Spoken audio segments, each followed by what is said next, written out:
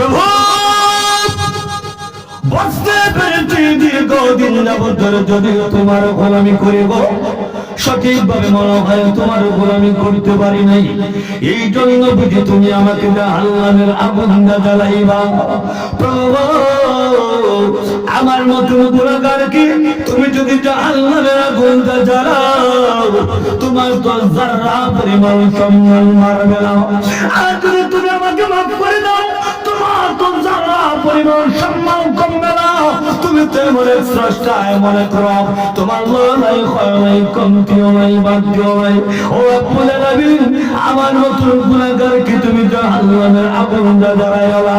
চোখে পানি দিয়া আল্লাহ রব্বুল আলামিনকে ডাক দিয়া বলে প্রভু তাকায়া দেখো সন্তান যখন আব্বার কাছে আম্মার কাছে অপরাধ করে, আব্বা থেকে দেয় না আম্মা থেকে দেয় না, কিন্তু আব্বা আম্মা থেকে দেখো দেয় না, সন্তান তখন আব্বার কাছে আম্মার কাছে বারবার মাপ চায়। ও রব্বুল আলামিন একবার দুইবার তিনবার সন্তান যখন বাবা মায়ের কাছে গিয়ে মাপ চায়, আল্লাহ আব্বা এবং আম্মা মাপ না দিয়ে থাকতে পারে না।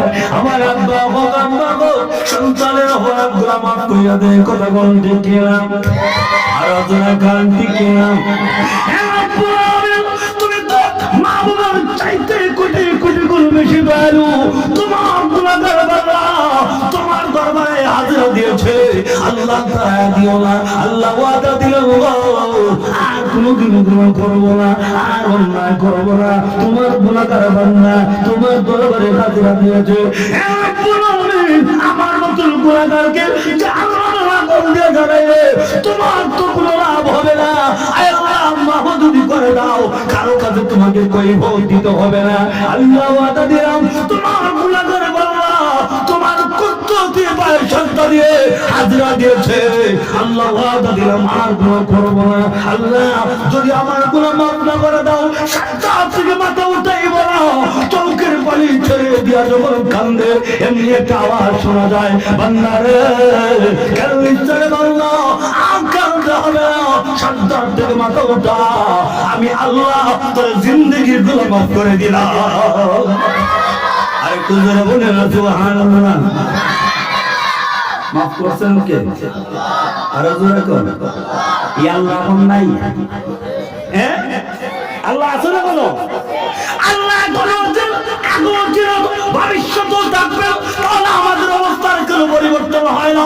কেন আল্লাহ আসমানি গজব দেয়, কেন আল্লাহ জমিনি গজব দেয়, কেন আল্লাহ আমাদেরকে অবহেলায়, কেন আল্লাহ নাস্তিক মুরতাদের হাতে কেন আল্লাহ মার খাওয়ায়? আল্লাহ আগে বলছিলেন এখনো আছেন, তাহলে আমাদের অবস্থার কেন পরিবর্তন হয় না? কেন আল্লাহ মালা বৃষ্টি দেয়, কেন আল্লাহ শিলা বৃষ্টি দেয়? আল্লাহ আগেও ছিলেন এখনো আছেন, কিন্তু আমাদের অবস্থার পরিবর্তন নাই। কথা বলেন আর আমাদের অবস্থার পরিবর্তন নাই। আগে আল্লাহ যেমন ছিলেন এখনো তো আল্লাহ ওই আল্লাহ আছেন। এখন আমাদেরকে কেন আল্লাহ গজব দেয়? আমরা সুদ খাই, ঘুষ খাই, নামাজ পড়ি না, রোজা রাখি না, হজ করি না, যাকাত দেই না, জিনা করি, অন্যায় করি, চুগলখড়ি করি, ঘুষ খাই না। কথা বলেন ঘুষ খায় না বাড়ি আসুন নাই না, বাড়ি আসুন ঘুষ তো নাই বাড়ি না তো কিয়ামতের কঠিন হবে। আল্লাহ বলেন পুষ্কুরদেরকে আল্লাহ আযাব দিবেন, তাদেরকে আল্লাহ ছাড় দিবেন না। তো আগে আল্লাহ ছিলেন এখনো আল্লাহ আছেন, আমাদের অবস্থায় কেন পরিবর্তন হয় না? এর একটা মাত্র কারণ আমরা নামাজ পড়ি না, রোজা রাখি না, সুদ খাই, ঘুষ খাই, এই জন্যই আল্লাহ গজব দেয়। কথা বলেন ঠিক কিনা? আল্লাহ বলেন ওই যুবককে বললেন রে যুবক সাবধান, শুধুমাত্র ওটা কাঁদতে হবে না, কাঁদতে হবে না, আমি আল্লাহ তোর জিন্দেগির গুনাহ মাফ করে দিলাম। এবার যুবকটা সাজদা থেকে মাথা উঠাইয়া আল্লাহর পয়গম্বর মুসা আলাইহিস সালাম রাস্তা দিয়ে হেঁটে যায়। আল্লাহর পয়গম্বর মুসা আলাইহিস সালামকে যুবক ডাক দেয়, বলে আল্লাহর পয়গম্বর আপনি একটু দাঁড়ান। পয়গম্বর কখনো মিথ্যা কথা বলতে পারে? নবীরা কি মিথ্যা কথা বলতে পারে? আল্লাহর পয়গম্বর আপনি একটু দাঁড়ান, আপনি বলছেন আমি জাহান্নামে যাব, কথা ঠিক ঠিকই আছে, কোনো সন্দেহ নাই, কোনো ইখতিলাফ নাই। আপনি তো পয়গম্বর, আপনি কখনো মিথ্যা কথা বলতে পারেন না, আপনার তো আমি মানলাম। কিন্তু আল্লাহর পয়গম্বর, আমি যে একটা আওয়াজ পাইলাম, আল্লাহ বলেছেন আমার গুনাহ মাফ করে দিয়েছেন, আমি কোনটা বিশ্বাস করব? আমি জান্নাতি না জাহান্নামী? এমনি আল্লাহর পয়গম্বর আবার দরবারে চলে যায়, আল্লাহ রাব্বুল আলামিনকে ডাক দেয়, বলে রব্বুল আলামিন আপনারা বলেছেন লোকটাকে জাহান্নামে দিবেন, হ্যাঁ আমি আল্লাহ বলেছি, আবার আপনি বলে লোকটাকে জান্নাতে দিবেন, কিছুই তো বুঝলাম না। আপনি তো জানেন আমার উম্মতগুলো একটু ঠেটা, মুসলমানের উম্মতগুলো একটু ঠেটা, এরাই এমন প্রশ্ন করতো, সুবহানাল্লাহ, প্রশ্ন করতে করতে করতে একবার এক দাঁড়ায়। আমাদের সমাজে এরকম কিছু ঠেটা লোক আছে, বানিয়েছে একবারও নেই না। আমরা গ্রাম্য ভাষায় যদি কিনা হয় গারুয়া, কিনা হয় সমাজে এরকম লোক নাই কিনা। আর বক্তা হয়েছিল না, এই যে আর কত বক্তা আছে ঢাকা থেকে আনা যায়, বোঝার আছে কিনা। আর সুবহানাল্লাহ, মুসলমানদের মধ্যে কিতাব প্রশ্ন করতে কেমন কইতাম, ওলামায়ে কেরাম আছেন জিজ্ঞাসা করেন, সূরাতুল বাকারাতে একটা ঘটনা আছে, গাভীর একটা ঘটনা। এরা মুসলমানদের আল্লাহ কইতা গাভীটা কুরবানি করে একটা ঘটনা নিয়ে জন্য এরা জিজ্ঞাসা মুসলমান গাভীটা লাল হইব না কালো হইব না দল হইব না নীল হইব না সবুজ হইব না তারি হইব না দেখা হইব না ডেকি হইব। আমাদের সমাজে এরকম লোক নাই, আছে না? প্যান্ডেলটা বাজছে মোটামুটি ঠিক আছে, কোনো খারাপ না, সুন্দর হচ্ছে, তো চতুর্থ হরতা দিত, আর একটু বড় হতো, আমার কেন্দ্রে কইল না, আমি যেতাম না, এন টেন সেন করে বান্ধে শোনা আছে না। দুই নম্বর লোকে মুসলমানের উম্মত এমন আছে, এরা বিপদ হলেই কত মুসলমান আপনি জানেন, আপনি আল্লাহ জানেন, আমরা জানি না, এরা সুবিধা দিত না। আমাদের সমাজে এরকম আছে, কিছু বন্ধু হওয়া যায়, আপনারটা খায়, আপনারটা ফিরতে, আপনার শোনে, বিপদ হলে হওয়া যায় না। আসেনি দেখবেন বন্ধু, আমি বড় বিপদ হচ্ছিলাম, আমি আমার সিলেট আইছি, তুমি আমার একটু উদ্ধার করতে হবে। হ্যাঁ আসে ভাই না, ঘর বন্ধু আমি হন আছি ঢাকা নাই, কিন্তু উম্মতে মুহাম্মাদি আমার নবীর জন্য, ইসলামের জন্য জীবন দিতে জানে, পিছপা হতে জানে না। আরো যারা কারণ উম্মতে মুহাম্মাদি বলে, হে রাসূল আকরাম সাল্লাল্লাহু আলাইহি ওয়াসাল্লাম, ভয় করবেন না, টেনশন করবেন না, চিন্তা করবেন না।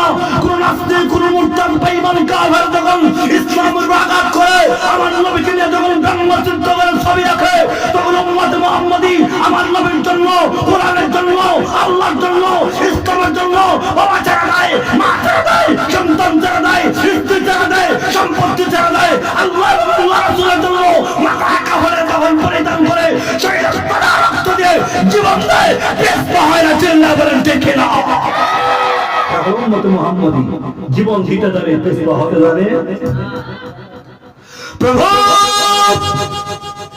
আপনি বলেছেন লোকটাকে জাহান্নামে দিবেন, আবার আপনি বলেন লোকটাকে জান্নাতে দিবেন, কিছুই তো বুঝলাম না।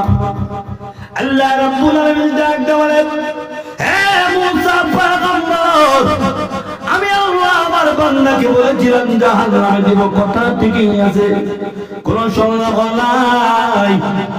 কিন্তু মুসা আমার বান্দাকে জাহান্নামে দিব, এই কথা শোনার পরে আমার বান্দা আমার প্রতি গুসা দেখাইবার কথা, বিরক্ত হওয়ার কথা। ওই যে আমার বান্দা আমি আল্লাহর প্রতি কোনো গুসা দেখাইছে না, বিরক্ত হইছে না, আমি আল্লাহর দরবারে কালিমাতুল শুকর আদায় করে আলহামদুলিল্লাহ বলেছিল, আমি রব খুশি হইয়া আলহামদুলিল্লাহর বিনিময় আমার বান্দার জিন্দেগির গুনাহ আমি আল্লাহ মাফ করে দিয়েছি। এবার আপনারা কোন আলহামদুলিল্লাহ বলা আপনার টক্সেন না দিচ্ছে, যারা আইসে যারা টক্সেন না দিচ্ছে, আল্লাহ সকলকে আসার তৌফিক দান করুন, সকলে বলেন আমিন। কারণ যেই গ্রাম হয়েছে, এই গ্রামটাই এশিয়া মহাদেশের মধ্যে সবচেয়ে বড় গ্রাম, কিন্তু মানুষ যারা না আপনারা আইসেন বোঝা যায় এটা এশিয়া মহাদেশের মধ্যে নাম বানিয়ে শুনতে তো কম মানুষ হওয়ার কথা না। এরপর সময়টা জানি না, মনে করলে জানি না সময় আরো হলো গুণা পিতা আল্লাহ ভালো জানে। আচ্ছা যাই হোক, আল্লাহ সকলকে ধৈর্য সহকারে ধীরে ধীরে আসার তৌফিক দান করুক, আমরা সকলে বলেন আমিন। আমি আপনাদের সামনে পবিত্র কোরআনুল কারীম আল্লাহর পবিত্র কোরআন কারীম থেকে 114 খানা সূরা থেকে যাচাই করে পবিত্র কোরআনুল কারীমের সবচেয়ে ছোট সূরা যেটা, যেই সূরাকে বলা হয় সূরাতুল কাউসার,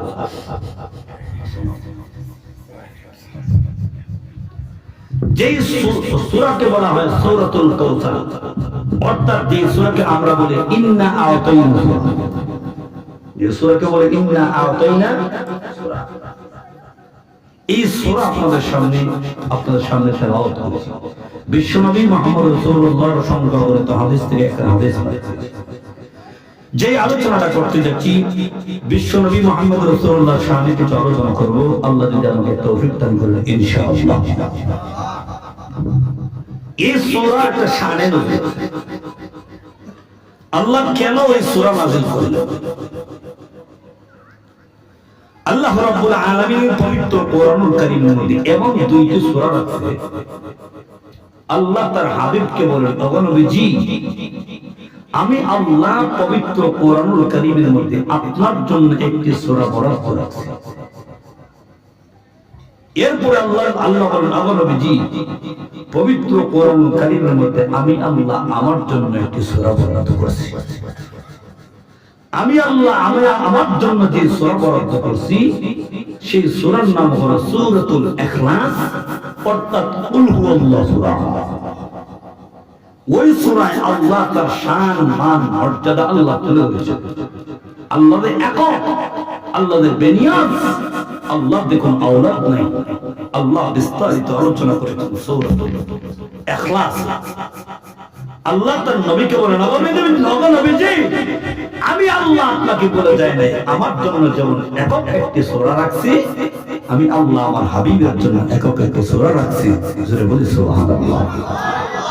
আমার জন্য সূরা হলো সূরাতুল ইখলাস, অর্থাৎ কুল হুয়াল্লাহু সূরা। আপনার জন্য যে সূরা রাখছি সেই সূরা হলো সূরাতুল কাউসার, অর্থাৎ ইন্না আ'তাইনা সূরা।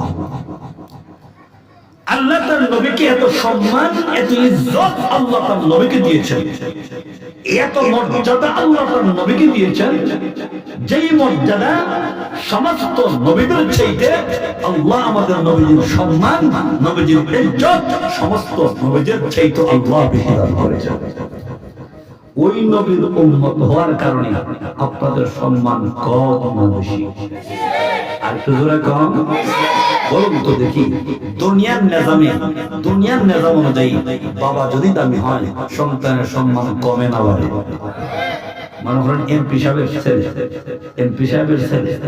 এমপি গিরি ভাস করার আগে যে সম্মান, এমপি গিরি ভাস করার পরে এমপি সাহেবের ছেলে একই সম্মান কেন?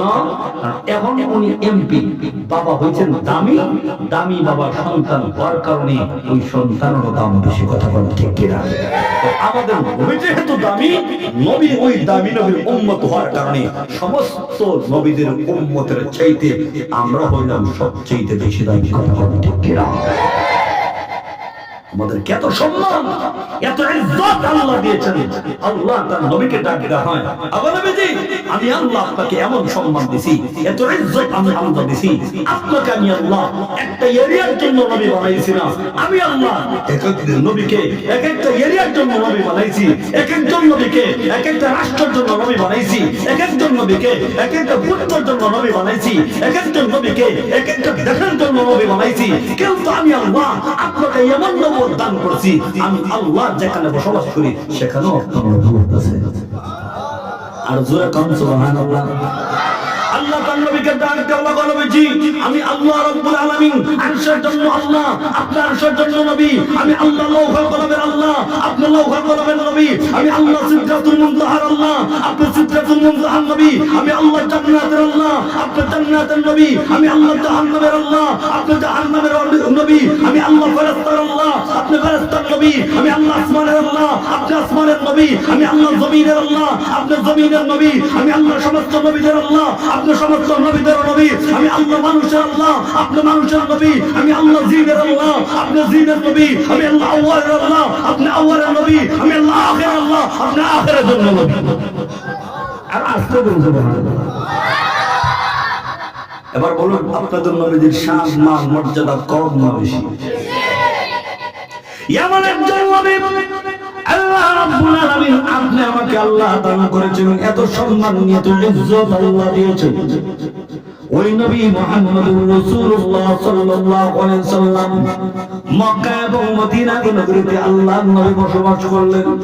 মক্কা তো বসবাস করলেন, মদিনা তো আল্লাহর নবী বসবাস করলেন।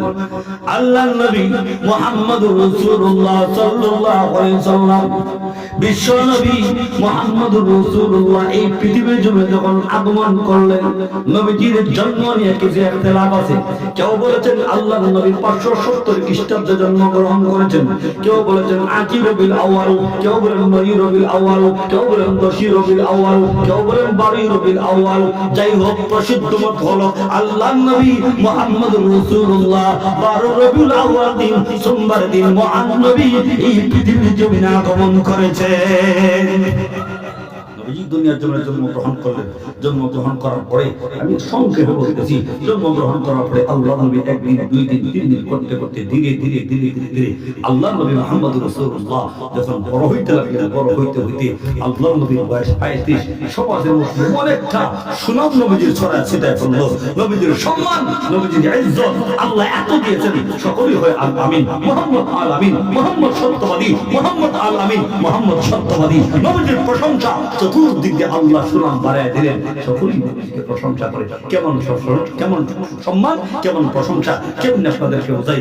আল্লাহর ঘর খানা কাবা, এই খানা কাবার পুরাতন ওয়ালটাকে ভাঙিয়া নতুন ওয়াল নির্মাণ করার পরে যে হযরতের যে কালো পাথরটা আছে, ওই কালো পাথরটা কে রাখবে?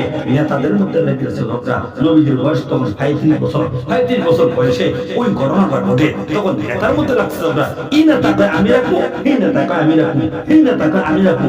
লাগছে নেতাদের মধ্যে ঝগড়া। এখন রাখবেটাকে একজন বলেন ঠিক আছে, আগামীকালকে ফজরের নামাজের পরে যিনি খানা কাবায় সর্বপ্রথম প্রবেশ করবে ইনি এটা ফায়সালা দিবেন মহান আল্লাহ রাব্বুল আলামিন। পরের দিন সকালে ফজরের নামাজের পরে সর্বপ্রথম আল্লাহ তার হাবিবকে লুকায় দিয়েছেন। ইনি একজন ডাকতে, এই এটা আমাদের আলামিন মুহাম্মদ যেই ফায়সালা দিবে, আমরা সেই ফায়সালাটাই। এবার আল্লাহ নবী ফায়সালা দেওয়ার জন্য দেখেন কত সুন্দর ফায়সালা করেন। নবীজি সাল্লাল্লাহু আলাইহি ওয়াসাল্লাম চাদর মোবারকটা বিছাইয়া যেই পাথরটাকে নিয়ে তাদের মধ্যে ঝগড়া, মনে করেন 10টা পুত্র 10টা নেতা ঝগড়া, নবীজি উঠাইছেন পাথরটা, উঠায় বলেন এবার 10 নেতায় এই পাথরটা জায়গায় দিয়ে রাখো। এবার বলুন তো দেখি, এই যে আপনাদের এটা আছে, কাগজটা আছে, এখন কাগজের কোনায় কোনায় চতুর্দিক দিয়ে 10 জন ধরে 10 জনের ধরা হইল কিনা? হইল। নবী সাল্লাল্লাহু আলাইহি ওয়াসাল্লাম বলেন ধরো পাথরটা রাখো। নবীজি সর্বপ্রথম এই পাথরটা তারা উঠাইয়া দাঁড়ায় নিল। নবীজি পাথরটা রাখলেন। নবীজির ইনসাফ বিচার দেখে, নবীজি সাল্লাল্লাহু আলাইহি ওয়াসাল্লাম সুন্দর সুষ্ঠু বিচার দেখে সকলেই মুগ্ধ যে আল আমিন সত্যবাদী, ইনসাফ বিচার করনেওয়ালা কথা বলেন ঠিক কিনা? কেউ তো আল্লাহর নবী বিশ্বনবী রাহমাতুল আলামিন মুহাম্মদুর রাসূলুল্লাহ সাল্লাল্লাহু আলাইহি ওয়াসাল্লাম দিন দিন যখন তাদের মধ্যে উঠা বসা করলেন, বড় হইতে লাগলেন। নবীজির বয়স যখন 40 বছর হয়েছে, 40 বছর আগে নবীজি কোনোদিন কইছে না আমাকে নবী মানতে হবে, আমাকে নবী মানতে হবে। 40 বছর আগে কোনোদিন নবী কইছে না আমাকে নবী মানলে না জামানাতের পূজা করতে পারবে না, চন্দ্র পূজা করতে পারবে না, সূর্য পূজা করতে পারবে না, দেবদেবীর পূজা করতে পারবে না, গাছের পূজা করতে পারবে না। 40 বছর পর্যন্ত নবীজি তাদের মধ্যে কোনোদিন বলেন নাই। নবীজি 40 বছর পর্যন্ত তাদের মধ্যে উঠা বসা করলেন, বিয়ে শাদী হইল, তাদের আল্লাহর নবীর ঘরে সন্তান জন্ম নিল।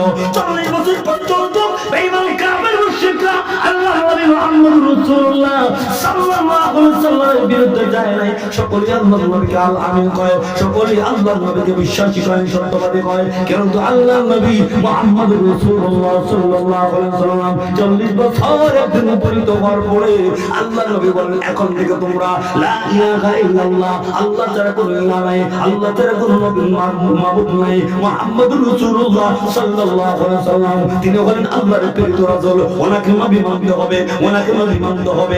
এমনি দেখা যায় আবু লাহাব, উতবা, শাইবা আল্লাহর নবীর বিরুদ্ধে চলে যায়, আবু লাহাব নবীর বিরুদ্ধে চলে যায়, উতবা শাইবা নবীর বিরুদ্ধে চলে যায়, আবু জাহেল আল্লাহর নবীর বিরুদ্ধে চলে যায়। এতদিন পর্যন্ত যে লোকটা আল্লাহর নবীকে সকলে আল আমিন কয়ে ডাকতো, বিশ্বাসী কয়ে ডাকতো, এখন দেখা যায় সকলে নবীর বিরুদ্ধে যায়।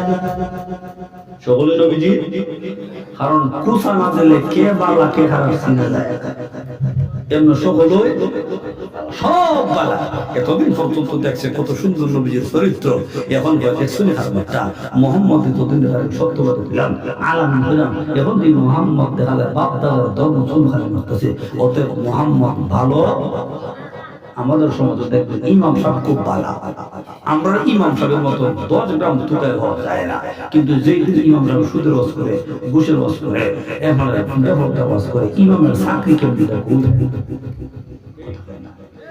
ইমাম সাহেব জিজ্ঞাসা কিতা আমার চাকরি গেলে গেলে বুঝুন না, আমরা আরেকজন ইমাম দিতে গেছি, আমরা বয়স হয়ে গেছি তো আরেকজন আসেনি।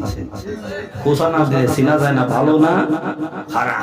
এখন তারা চিন্তা করলো কিরি মোহাম্মদ এতদিন পর্যন্ত আমাদের সঙ্গে চলাফেরা করলো, এখন মোহাম্মদ করে কি মোহাম্মদের কি করা যায়, মোহাম্মদের চরিত্র বলা, মোহাম্মদের শোনা, মোহাম্মদের তো কোনো বদনাম নেই, কোনো কিছু নেই, মোহাম্মদের কুসা দেওয়া দরকার। আমাদের সমাজে কুসা দিলে কে ভালো কে খারাপ সঠিকটা বের হওয়া যায়, কথা বলেন ঠিক। মনে করে একটা ভেজাল ভেজাল সিলেটে একটা এমন একটা এরিয়া, এই এরিয়ার মানুষ সকলই খারাপ, একজন ভালো না, চলা চরিত্র আচার আচরণ ব্যবহার ভালো না।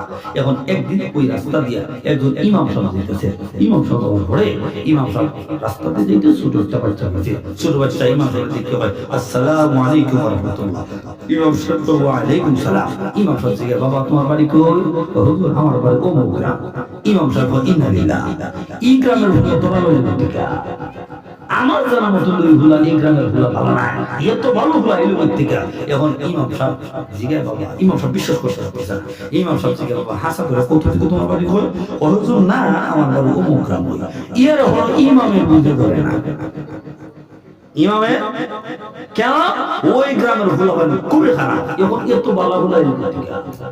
ইমাম সাহেব কয়বার কইছে? আরেকবার ইমাম সাহেব 3 বার কইতাছে বাবা সত্য করে কত দিকে তোমার বাড়ি হয়, আর তারপর 90,000 ফারাইলি না ওই এখন বিশ্বাস হইছে। আমাদের সমাজে এরকম আছে, আরো যারা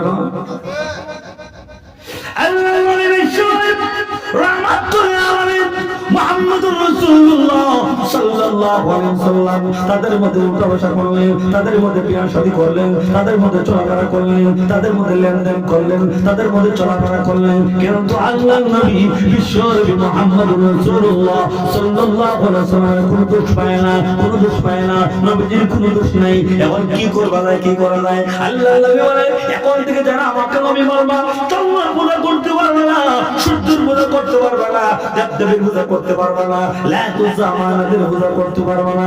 আমার আল্লাহ আমাকে নবী বানায় প্রেরণ করেছেন, আমাকে আল্লাহ পৃথিবীর জন্য নবী বানায় প্রেরণ করেছেন।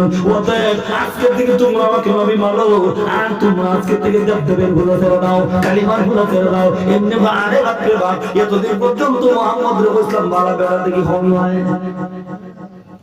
এখন আল্লাহর নবী মুহাম্মদুর রাসূলুল্লাহ কোন দোষ তালাশ করে তারা পায় না। এখন নবী সাল্লাল্লাহু আলাইহি ওয়াসাল্লামকে তারা কি বলে গালি দিব? এখন তারা এক পর্যায়ে আল্লাহর নবীকে একটা দোষ পাইছে তোমায়া।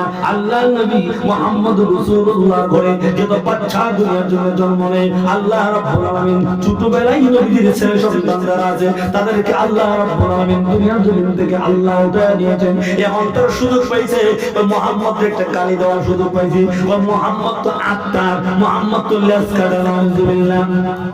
আর জোরে কর না, ও কেন কেন ও মুহাম্মদের নাম নেওয়ার মতন কেউ থাকতো না, মুহাম্মদের বিটায় বাতি জ্বালানোর মতন কেউ থাকতো না, ও মুহাম্মদের ছেলে সন্তান যারাই জন্ম নেয় এরাই মারা যায়। জানতে চাই আপনাদের কাছে নবীজির নাম নেওয়ার মতন কেউ নাই না, আবু জাহেলের নাম নেওয়ার মতন কেউ নাই।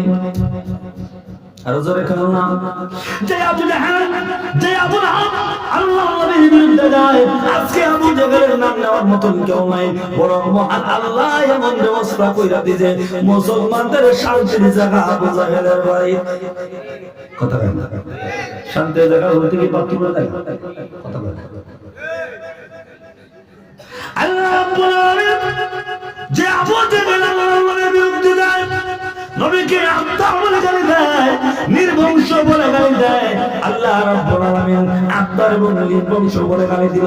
ওই আবু লাহাব আবু জেহেলের জবাব আল্লাহ, বেঈমান কাফের মুশরিকদের জবাব আল্লাহ কেমনে দিবেন? মহান আল্লাহ, আল্লাহ নবীকে সান্ত্বনা দেন, সান্ত্বনা দিয়া মহান আল্লাহ ডাক বান্দা জবাব দিয়ে মহান আল্লাহ সূরাতুল কাউসার আল্লাহ নাযিল করেন। আল্লাহ রাব্বুল বলেন, ইন্না আ'তাইনাকাল কাউসার ফাসাল্লি লিরাব্বিকা ওয়ানহার ইন্না শানিআকা হুয়াল আবতার। আল্লাহ রাব্বুল আলামিন আমার বেঁচে আমি আল্লাহ আপনাকে কাউসার দান করলাম। কাউসার এক ব্যক্তি হলো আমি আল্লাহ আপনাকে বেশি বেশি উম্মত দান করলাম। এত উম্মত আমি আল্লাহ দান করেছি।